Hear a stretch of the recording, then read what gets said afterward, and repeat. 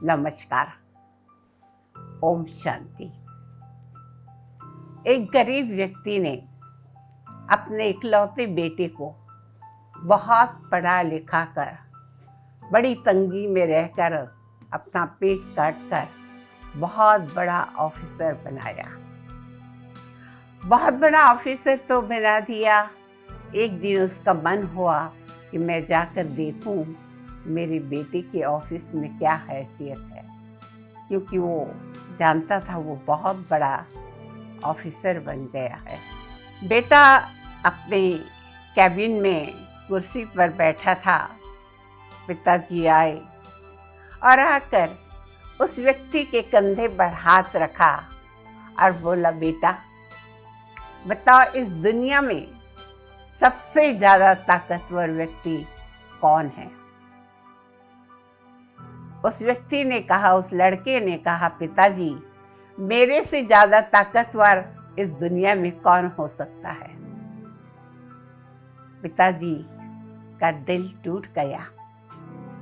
वो सोच रहे थे कि बेटा कहेगा कि पिताजी इस दुनिया में आपसे बड़ा और कौन तकदीरवान हो सकता है। लेकिन बेटे के जवाब सुनकर दिल टूट गया और आंख में आंसू आ गए। वो जाने ही वाले थे कि गेट के बाहर जाने के पहले एक बार दिल ने हिलोरे खाए और कहा, एक बार फिर और पूछ लेता हूँ। पीछे मुड़कर देखा और बोला, बेटा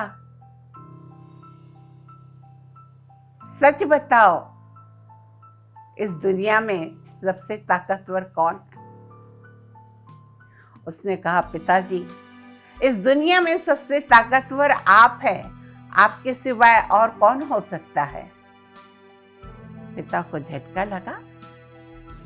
उन्होंने कहा, अभी अभी तो मैंने तुमसे पूछा था तो तुमने कहा था कि मेरे से ज्यादा इस दुनिया में कौन ताकतवर हो सकता है, और अब तुम कह रहे हो कि पिताजी आपसे बड़ा ताकतवर कौन हो सकता है, आपसे बड़ा महान कौन हो सकता है? बेटा अपनी चेयर से उठा और पिताजी को पकड़ के लाया और उनको कुर्सी पर बैठा दिया। उनके चरण स्पर्श किए और जवाब दिया, पिताजी जब आप यहाँ पर आए थे तो आपने मेरे कंधे पर हाथ रखा था और पूछा था कि इस दुनिया में सबसे ज़्यादा तकदीरवान कौन है, सबसे ज़्यादा हिम्मतवान कौन है, भाग्यवान कौन है। तो उस समय मैंने इसलिए कहा था कि मैं इस दुनिया में सबसे ताकतवर हूँ, वो इसलिए क्योंकि उस समय आपका हाथ मेरे कंधे पर था। जिस बच्चे के कंधे पर या सिर पर माता पिता का हाथ हो, उस बच्चे से ज़्यादा तकदीरवान और कौन हो सकता है। इसलिए मैंने कहा था कि मेरे से ज़्यादा तकदीरवान कौन हो सकता है। दोस्तों, ये छोटी सी घटना है लेकिन हम सबके जीवन के लिए एक बहुत बड़ी सीख है। आज बच्चे माता पिता को उतना सम्मान नहीं दे रहे हैं। आज बच्चे माता पिता को उतनी अहमियत नहीं दे रहे हैं, उतना सम्मान नहीं कर रहे हैं। बड़ी दुख की बात है कि जिस देश में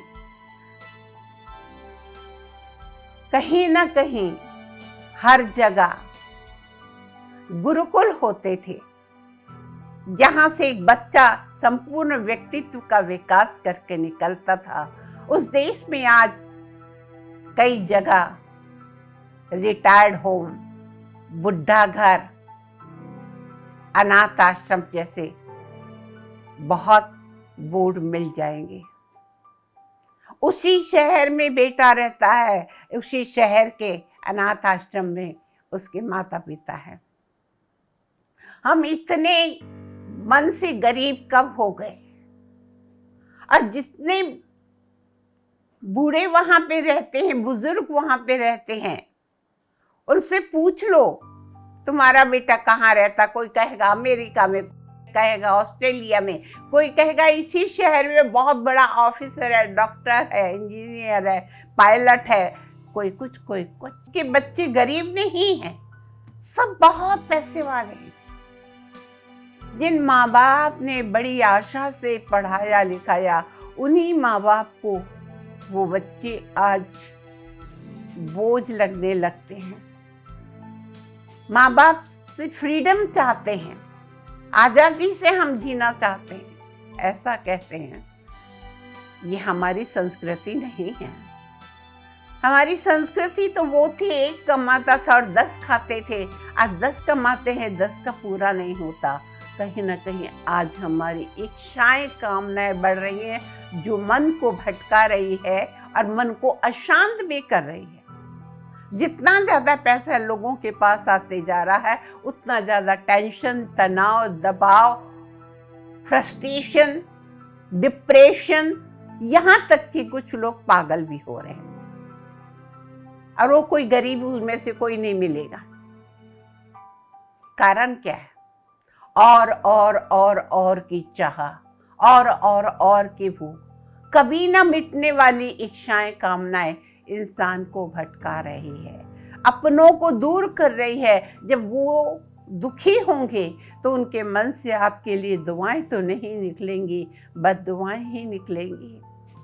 ऐसा मत कीजिए।